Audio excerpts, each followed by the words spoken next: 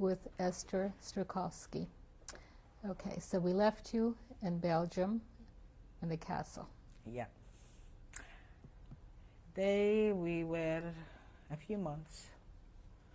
They taught us, they prepared us for a hashara to Israel. And of course, our love goes stronger, went stronger and stronger. You mean between you and your husband? Yeah. And your boyfriend?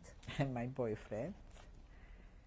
And we got married November the 6th, 1945, in Belgium. We had a beautiful wedding. The whole city, the whole little town came to this wedding and sent flowers. It was that the Jewish brigade provide with kosher food, with everything. The Jewish brigade was high society from Brussels. The woman they brought me to the chuppah, she was a Belgian Jew. I suppose they didn't suffer so much. They were in the diamond business. They made me a beautiful dress. They made my husband a suit. It really was beautiful, just our families were missing. They tried the best. And we were two girls under one canopy, married, and they did the utmost. And when she brought me to the chuppah, she was wearing a Magen David, which she got to her wedding. And she took this off of her neck and she gave it to me. And she said, I hope it will bring you so much luck it brought me. And I'm wearing this 51 years. I didn't have a mother, I didn't have a father, I didn't have nobody. And they were really very, very nice to us. And they joined, and they did the most they could. But later on, they were preparing us for Hashara to go to Israel. I got married. I was right away pregnant. And we had a very hard time. We had to go because they took away, why don't we have any papers? They took away our index for other refugees, like they sent to Italy, to Belgium. So they were legal. They were legal. From where is this coming? So they prepared the people. They took up, we were legal, other people should be legal in Belgium.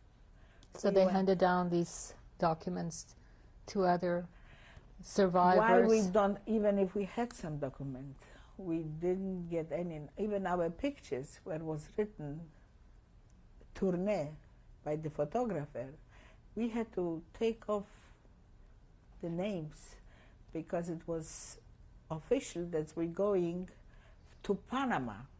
We went illegal. We went with buses from the army, and if they would inside, they were all refugees, and if we would be inside, they would through the borders. They would see. They will all arrest us, or the English, or kill us, or who knows what would happen. So they were. So immediately from Belgium, do you know where you were going? Yeah, we were in France, in La Ciotat. We were 3 weeks for camp.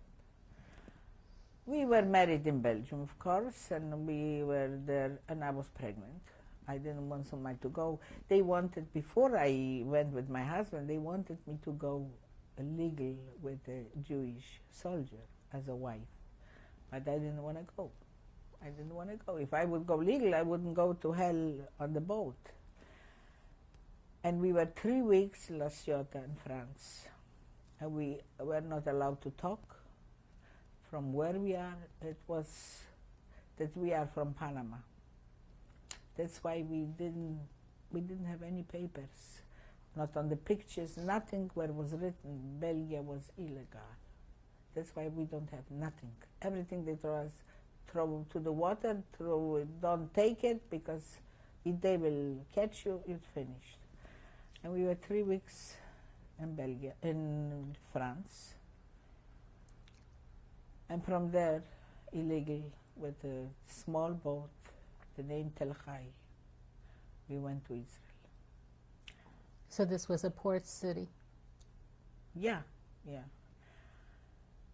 When they took us, the boat was 700 tons. We were lying on bridges again, 7 on the floor. Because I was pregnant, I got protection. I was lying on the top floor, and my husband was next to me. Otherwise, he would lie 7 floors down, and you would vomit 7 floors down. We had a terrible voyage, especially when you're pregnant and in condition like this. I was crying day and night while I left Belgium, because there we were led. And to the end we were lucky, because the English caught us.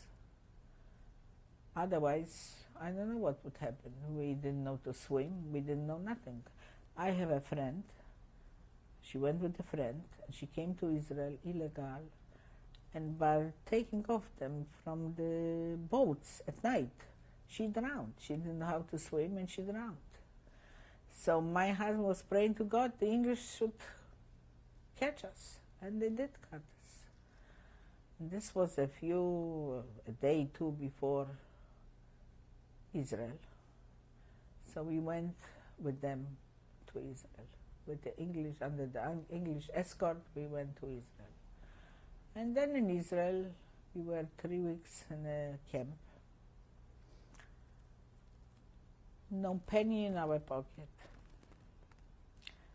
Nothing. But then, because my family helped us a lot. So you were able to get in touch with your family? I was in touch even being in Belgium.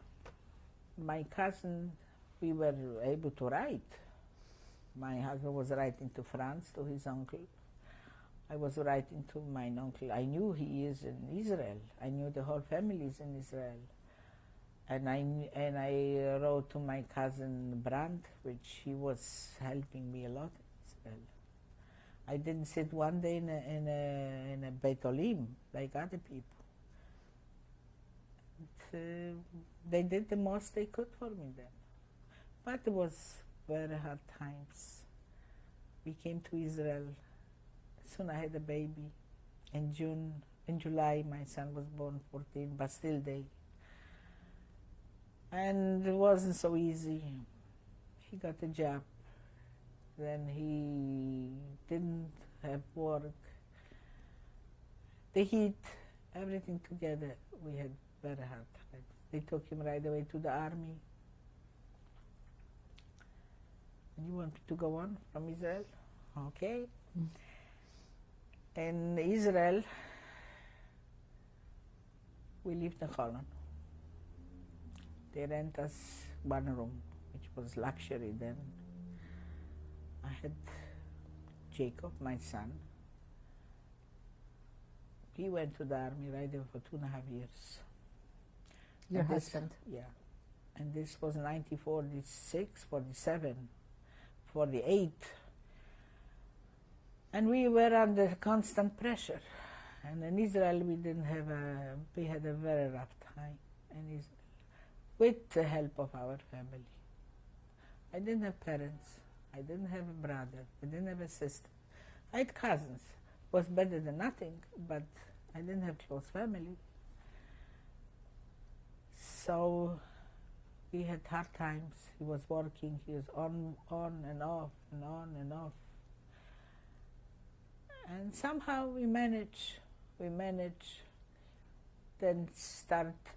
was the independence of Israel in 1948.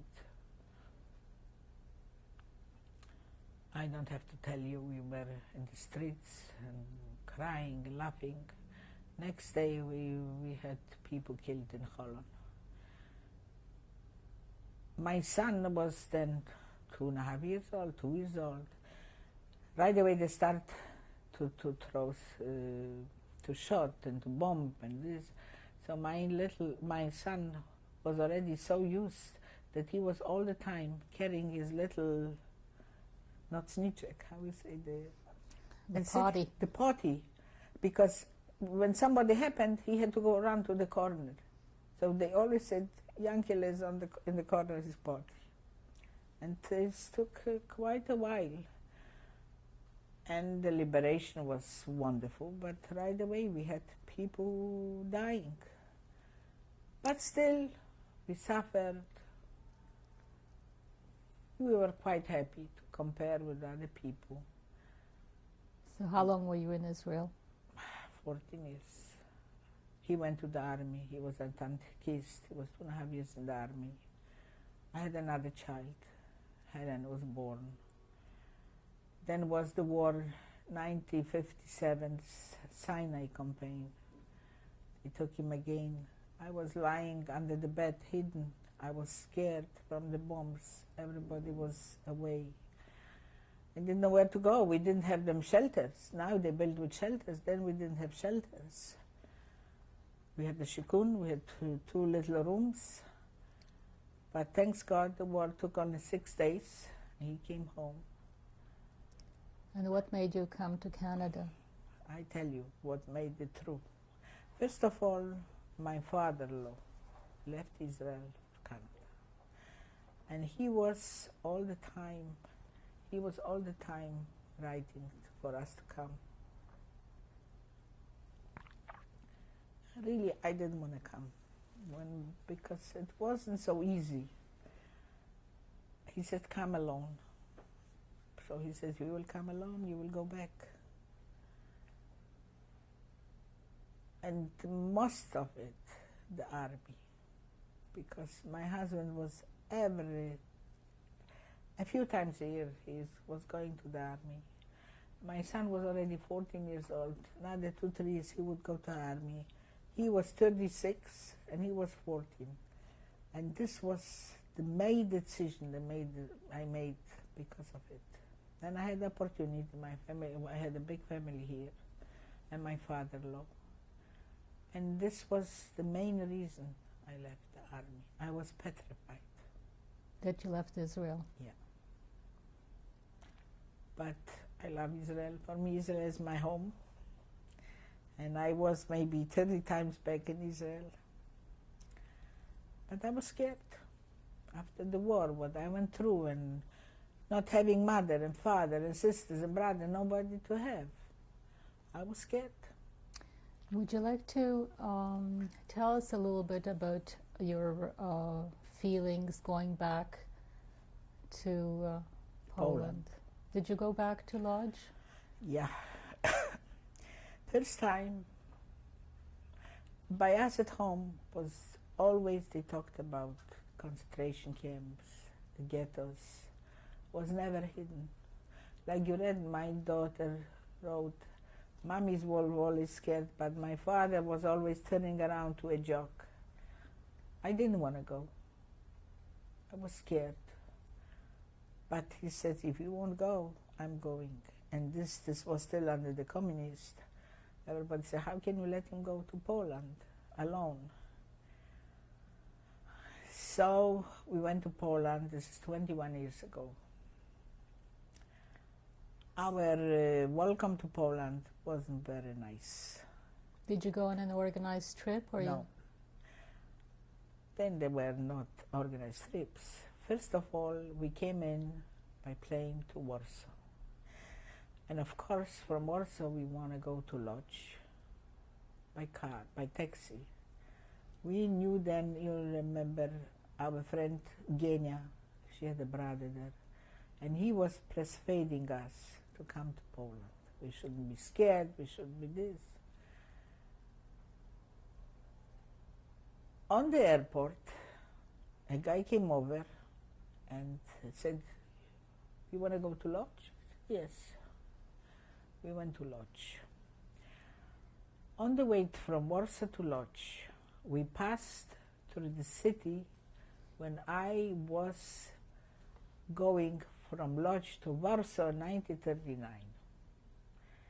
He said to me, I didn't look exactly Jewish. My husband was in the back. And they knew we are Americans, so we have a few dollars, so I kept my mouth closed. He said to me like this, driving to I don't know how to explain in Yiddish, in English. Do you see the city? Sochachov. This was the city where was the border. This was before the war. A dirty, ugly, zajedzone, Jewish city. Today it's beautiful and clean. This was my welcome to Poland. You can imagine my heart. Till we came to Lodz, I didn't say a word because I was afraid. And the passport was written, and the visas, they are not responsible for any people to go there. But I can tell you, when I came to Lodz, Lodz looked ugly and small and dirty. Dirty, they were taking, the Jews was dirty. Horrible, horrible. We met with a few people, Jewish people, and I told them, look how Lodz looks now, how it was before the war. So we went then to Auschwitz, but we couldn't go into Auschwitz, to Treblinka, where I was. But when you were in Lodz, did you go back to the ghetto area? Did you go back to your home? Sure, Could you tell me about it? To home, I was afraid to go. I was only last year there because we went with a Polak. I was scared to go. But the first time we went to Auschwitz, my husband had a friend there. He was driving us around. We were staying in a hotel. They were big trouble for them. Then they didn't have what to eat. They were staying in lines. I want to buy a doll for my granddaughter. I was staying 6 hours in line and paid $10, which was a lot then, 21 years ago. So we went to all the concentration camps. I found now that the Auschwitz, the museums, everything is cut, a lot cut. We were there. We were scared because they were behind us. We didn't know who was going behind us. We were scared to talk. They told us, don't say a word in hotel, don't say here, don't say this. So we tried to talk as little as possible. So who were you afraid of? Of the Poles. I never felt free in Poland. I was 3 times to Poland. I was never free in Poland. It's a matter of fact, I was now a week in Germany, and they made us feel much warmer than the Poles. This group of people, they are young people. Not one Pole said, we are sorry what happened to you, to your generation, your father's generation. Not one Pole said this. But now when I was in Germany, there's no excuse, but this group, at least the young people, are trying to learn about the Holocaust. They used to say to us, we are so sorry for our forefathers. And I gave you a letter to read, how nice they were to us. Then we went to Poland 3 years ago. My husband, this was his dream, to take the children, the grandchildren to Poland. They want to go. Somehow we had very good connection because I was petrified to somebody which survived here, and he's the one he survived. He's a Pole, but he was hidden through him. So somehow I trust him more, and they were very nice to us. We had a van, and we were going 9 people, and he was driving with us, going with us, explaining. It made a tremendous impression on the children, on us. We are very happy we took them. Not the whole part we took on last year. It wasn't easy. It was a very hard trip. And then when I again came to Auschwitz, Treblinka, and we went to Treblinka, we saw still the bones. In some places you still see the bones. In Treblinka and Majdanek, it's just unbelievable, unbelievable. And there we saw the first time, the rails, everything which is going when they made light and raft, because I went inside. I went inside, and the room, and I saw the pictures. And I said, God, here I saw my mother last time. And my father, my brother, this was the last time I saw them. So I went there. I was very happy to go with them. I found the block which I was in, block number 7, when you wanted to Treblinka. The toilets, you know how we were they were going in the morning with, let's say, to a toilet. They took out the toilets were maybe 50 toilets holes made on both sides. We had to go there, and right behind you was staying another line. There were thousands of people. And we had maybe 2 minutes and out. So we found the place where we were there, the block where I was sleeping. That's in Auschwitz, right? Yeah. Yeah. This is Birkenau. This belongs to Auschwitz. This is Birkenau. Yeah. This is Birkenau. And what kind of questions did your grandchildren ask you when you were visiting? They were, first of all, it made them remember. They couldn't believe what they saw. They couldn't believe how we survived. You know what? I myself don't believe. If I'm going back and I don't remember so much, how did we survive? I don't know. And we grew out, we brought up normal families, normal children, normal grandchildren, and we are normal and very respected in the community. I don't have to tell you, and people love us and like us and always with an open hand. I don't know. I really and truly don't know. Because when I watch now the movies, my husband watched the movies all the time, and specifically watched the German movies. He's happy when he says when they got the end, the Bepule. But when I watch the movies and the camps, when I was riding in this train, and they put me on the floor, I should get a little bit air, and the urine was from the bucket on me. I don't know. I really, truly don't know. Maybe because I was young. I don't know. I really, truly don't know. Look how many didn't survive. What were your thoughts? Did you ever think that you were not going to survive? We didn't believe we survived. First of all, we were like ships. We didn't know nothing. And Get a Lodge, we didn't know nothing. Maybe because I was young too. But we didn't have any outside communication with people. But when they were bringing in people from the other cities, from the small cities to lodge ghetto, did you? No. They were bringing elderly people. They put them. You see, I was living in a street where the wires were, and the tramway, the streetcar went over. But we were there I won't say much, but every second building was a German standing. The wires were all electric. We were not allowed even to look through the windows. So we saw the people. First of all, it was the beginning, when they brought people in from Czechoslovakia. They were all coming with heads, with luggage, with everything. They died faster than us, because with us, they were slowly preparing us. Every day we got a piece of bread less, a soup less, this, and suddenly they came. They were dying like the flies. We didn't know. Maybe the people which were working on the Balutsky Rynek, maybe they didn't know.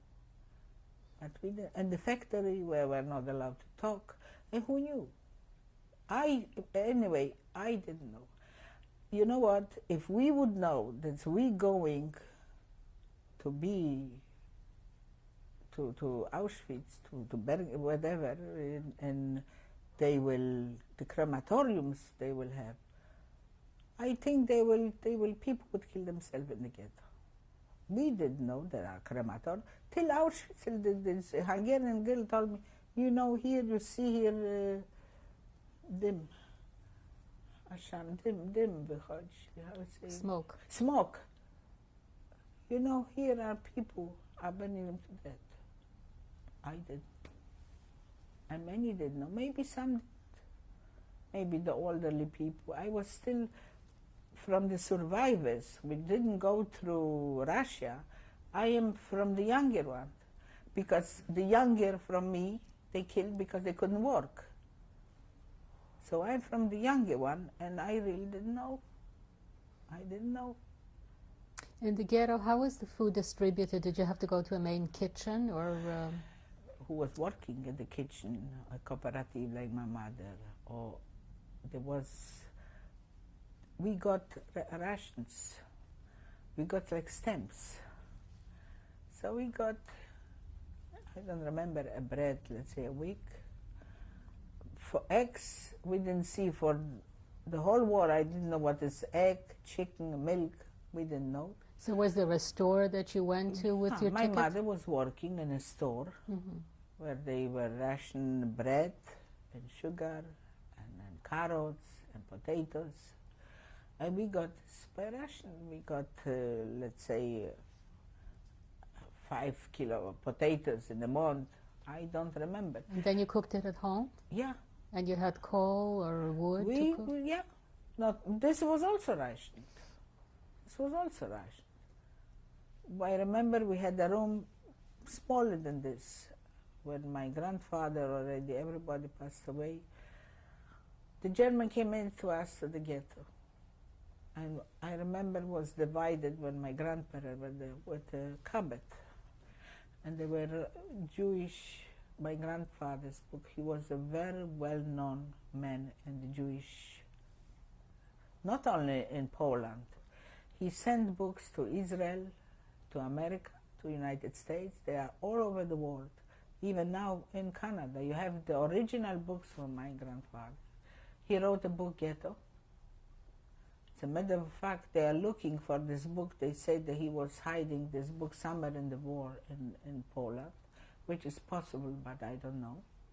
But they came and they saw the books.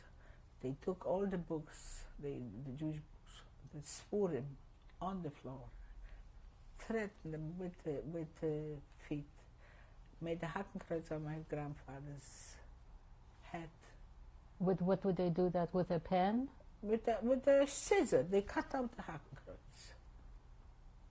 So did they do it on the skin, or they? I don't remember how they made it like a Hakenkreuz, here on the hair. Okay, so we'll have to stop now for a minute and change the tape again.